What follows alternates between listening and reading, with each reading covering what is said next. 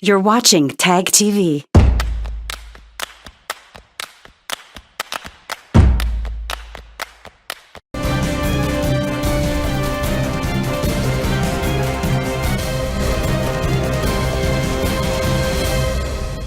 Hello viewers, welcome to Newsweek South Asia, a show where we will provide you fresh insights into South Asia's geopolitical, strategic and security situation. Let's take a look at the headlines first. Pakistan-backed terrorists targeting migrant workers in Jammu and Kashmir. India's fight against narco-terrorism continues. And Islamic religious leader condemns global terrorism and extremism.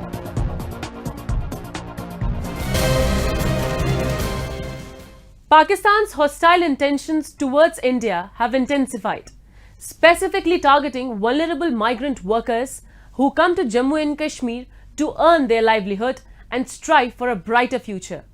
Behind these violent attacks lies Pakistan's deliberate agenda to disrupt peace and progress in the region. Come explore this gripping story with us as we uncover the real impact of terror and witness the unwavering courage of those who won't be silenced. A report.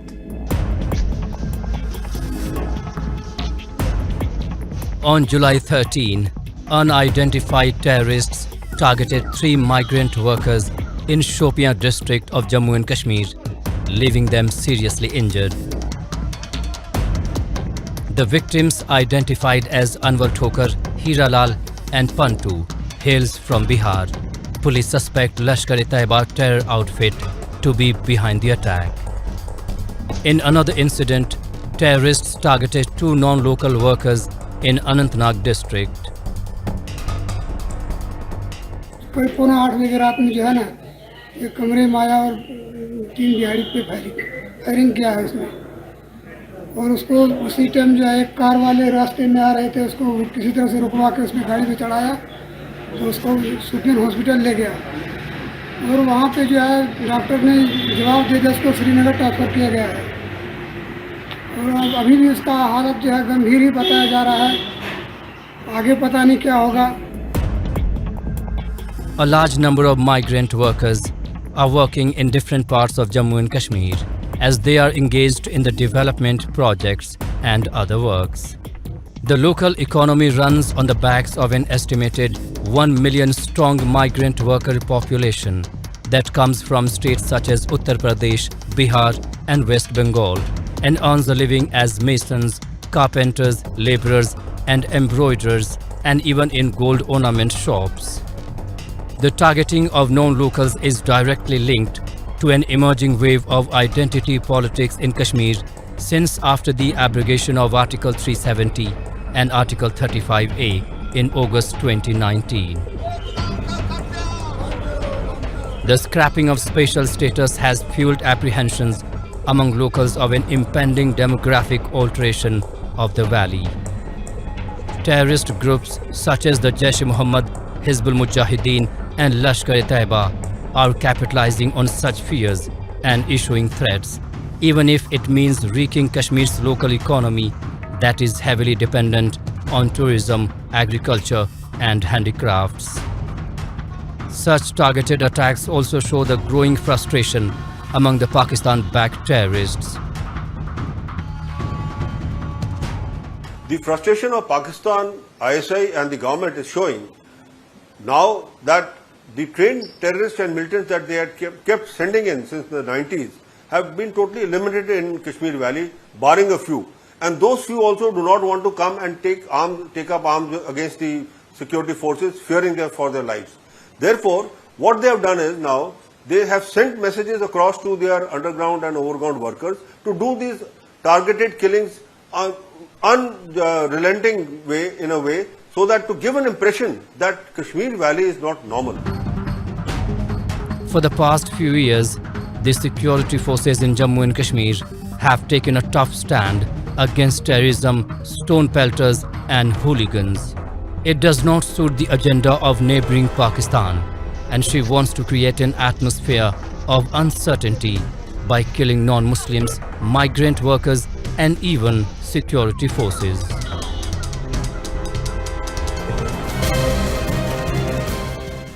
Many terror groups have been generating their revenue by drug trafficking. In Pakistan, a large number of these terror outfits who are infiltrating into India have been engaged in supplying drugs. The security forces in India's Jammu and Kashmir have unearthed a racket of narco-terrorism, and several arrests have been made in recent days. We have this special report. Iran, Afghanistan and Pakistan, the Golden Crescent, is today the world's leading region of heroin production. Up until recently, opium and heroin was smuggled to the West and other parts of the world from Iran and Afghanistan. But since early 1980s, these activities shifted to Pakistan due to revolution in Iran and the war in Afghanistan. Smuggling illicit drugs from this part of the region is a major source of revenue for terror outfits who have been operating from Pakistani soil.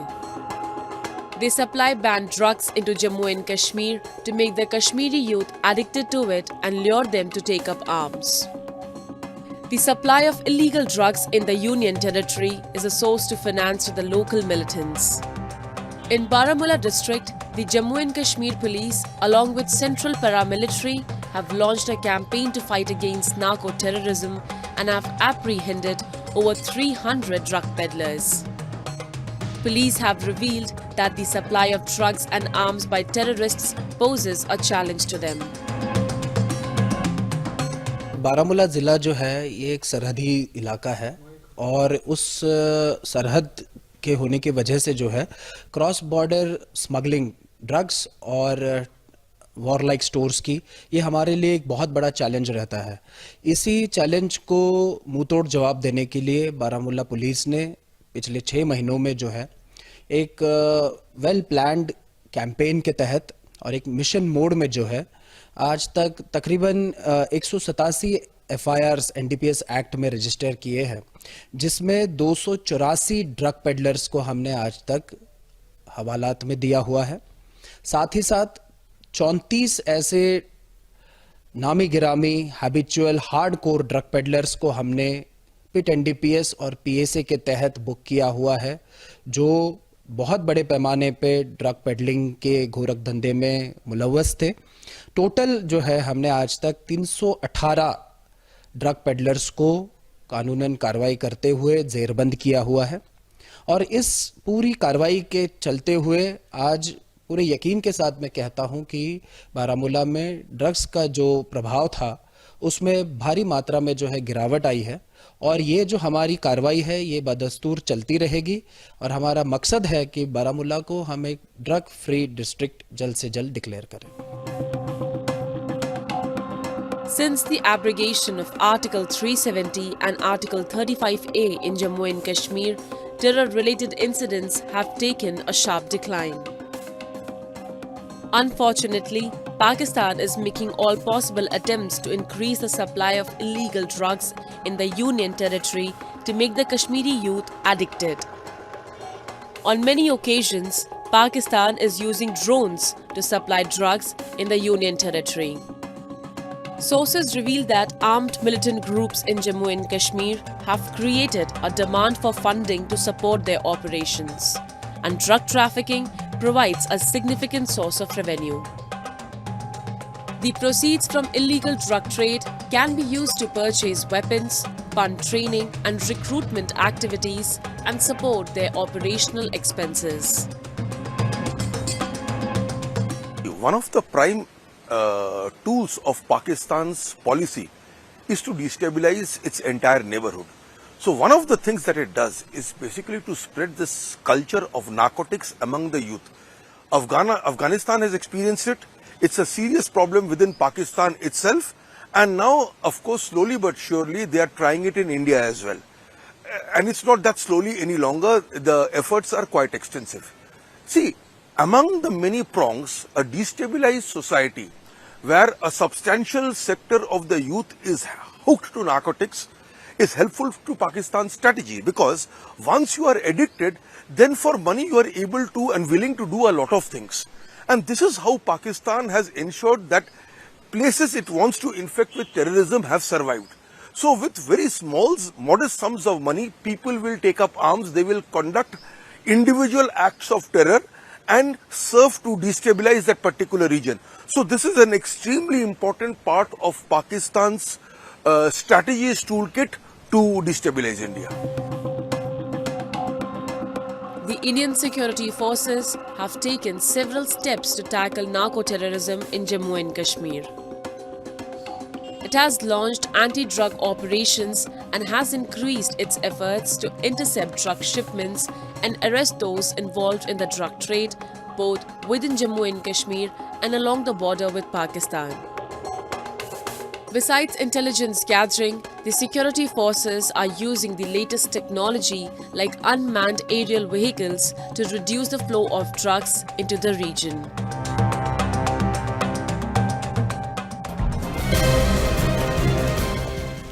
In recent decades, the world has seen growing religious extremism and terrorism, which has led to global conflicts. Only a few countries like India, which has strong diversity of religion, stood as a role model for global peace and integrity. Recently, Sheikh Mohammed bin Abdul Karim Al Issa, the Secretary General of the Muslim World League, visited India and raised concerns over functioning of global terror outfits. We have this report.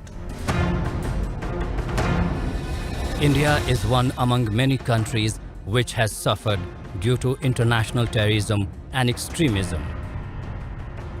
The country has faced several major terror attacks in the past few decades, be it Pulwama terror attack in 2019, Uri attack in 2016, Mumbai terror attacks in 2008, or Parliament terror attack in 2001. India has lost many of its citizens due to terrorism. Bearing the worst when it comes to terrorism, India has always been the one to raise the issue at the international platforms. Radicalism and terrorism still remain a pressing danger for the whole world. India has been suffering due to safe haven to terrorists in its neighborhood. World's deadliest terror outfits, be it Al-Qaeda, Tehreek-e-Taliban Pakistan, Hizb ul-Mujahideen or Lashkar-e-Taiba, they have been receiving shelter, training, financing in Pakistan. The presence of these outfits has created unrest in entire South Asia. Sheikh Mohammed bin Abdul Karim Al Issa, a prominent Islamic leader and preacher from Saudi Arabia, during his recent visit to India, critically condemned terrorism and those who are supporting these outfits in the name of religion. طبعا هذه الحركات والتنظيمات هي حركات إرهابية لا تمثل إلا نفسها. Of course, these terrorist organizations that you have mentioned, these terrorist organizations don't represent except themselves. They have no religion or no nation or country. Of course, we completely confront and combat these ideas and present their truth to the world. The Kingdom of Saudi Arabia has one of the strongest platforms to combat such ideas and being very successful in overcoming them and hitting their ideologies and their deviated ideas in the right manner. We at the Muslim World League are working on uprooting these ideas from existence. Of course, the face-off or confrontation of these ideas is not based on army might or history. These ideas, these movements that are terroristics, they don't have these elements. They are ideological ideas. So that's why we have to face them off in the ideological field and uproot these ideas. العالم الإسلامي نعمل كذلك لمواجهة هذه الأفكار. Countries like Pakistan and Afghanistan, which are the breeding grounds for terrorism in the world today, are also known for mistreating their own citizens, especially ethnic minorities. In Pakistan, not only the minority Hindus, Christians and Sikhs are being targeted, but the Baloch and Sindhis, who have been demanding their rights, are being targeted. In Afghanistan, the Taliban government continues to suppress the women and keep them isolated by enforcing the Sharia law. India, which has the world's second largest Muslim population, remains peaceful and the community is enjoying their rights. Muhammad Al-Isa praises India for protecting its minorities and keeping them away from joining any international terror group. نعم التقينا بعدد من القيادات الدينية الإسلامية الهندية وأيضا I have a friendship with the Islamic leadership here in India, who we have met even previously. And these Islamic leaders represent the wisdom of the religion and also the wisdom of having outreach with others. And they represent the true understanding of the religion. These Muslims who live in India, they are proud of their constitution, and also they have this very brotherly relationship with their fellow citizens. And of course, we said the issues that might have some differences. These issues, of course, should be discussed within the constitution and in the framework of love and brotherhood that they share. And of course, Islam rejects any ideas that promote clash between the people, and also all ideas that promote terrorism or extremism. في إطار المحبة، في إطار التبادل الإيجابي. Terrorism continues to create fear in the minds of the ordinary people through unwanted forces. They are spreading violence, riots, kidnappings, fighting, bomb explosions, and even wars. Many state functionaries are also hand in gloves with those terror organizations to use them as proxies against its opponents. Such acts create unrest, leading to economic and social loss to the society. India, being the world's largest democracy with great secular values, plays a pivotal role in condemning terrorism and extremism at the international level. And exporting terror. Let's now talk about the persecution of minorities in the Islamic Republic of Pakistan. When this country was carved out of India in 1947, the population of non-Muslims was around 23%. Today, it is somewhere between 3 to 4%. Despite this drastic decline, the Pakistan government has failed to protect the people from the minority community. The crimes against them have rather risen in recent years. We have this report. Pakistan is insecure for non-Muslims. They are being discriminated, targeted, forcefully converted, and their places of worship are being destroyed. In a recent incident that shook the world, a 150-year-old Mari Mata temple in Karachi was razed to ground. The temple had been the target of land grabbers and developers for years now. Another temple in Kashmir area of the country's Sindh province was attacked on the same day with rocket launchers. The temple belonging to the Bagri Hindu community opens annually for religious services. Religious places belonging to the minority community in Pakistan are frequently being targeted by Islamic hardliners. Human rights activists have accused the Pakistani establishment of not protecting the minorities and allowed them to be systematically targeted. Pakistan was built thinking with that is a Puritan state. So Puritan states means that the state can actually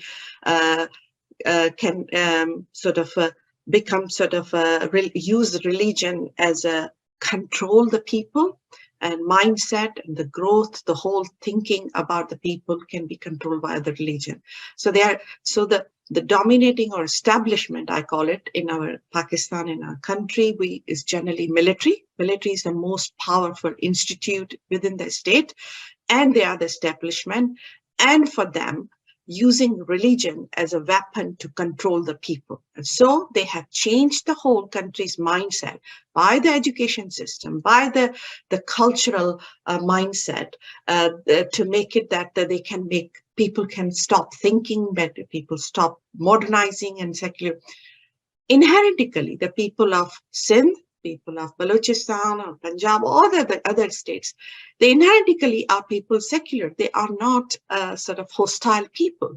It's the way 70 years of institutionalization has really put a really radical impact on the people. Not just Hindus, the Sikhs, Christians, Ahmadiyas, and other religious minorities in Pakistan are facing persecution. A report by the Human Rights Commission of Pakistan titled A Breach of Faith, Freedom of Religion or Belief in 2021-22 raised concerns over forced conversion, religious extremism and draconian blasphemy law that targets minorities in the country. It called for an urgent legislation to criminalize forced conversions and state action to counter sectarian violence. The Human Rights Commission of Pakistan also called for re-evaluating the quotas for religious minorities in education and employment. Human rights experts blame Pakistan for making amendments in its constitution to target minorities. There were multiple amendments in the constitution in 1980s when the dictator Muhammad Ziaul Haq make the all constitution as Islamizations, and many changes he made according to the Sharia law, the blasphemy laws, amendments, Article 295A, B and C was just to target the innocents and the religious minorities, and it is a sword that was hanging all the time on the heads of minorities, and 3,000 people have been victimized regarding minorities and other innocents. Many have been killed during the court trials, many are in prisons, and many have been killed during the just a lagging time, and even in the police stations they have been killed. A large number of political activists belonging to the minority community from Pakistan have been raising their issues on various international platforms. Every year, they hold protests in front of the United Nations to seek justice, but the atrocities on minorities in Pakistan are aggregating year on year. An urgent international attention is needed to protect the religious minorities in Islamic Republic of Pakistan.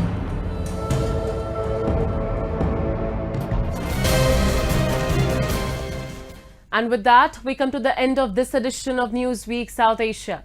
We'll be back next week with more news, views and analysis from the subcontinent. Meanwhile, do keep writing to us at NWSA@ANIN.com. This is Shivangi Mishra signing off on the behalf of the entire production team of Newsweek South Asia. Goodbye and take care.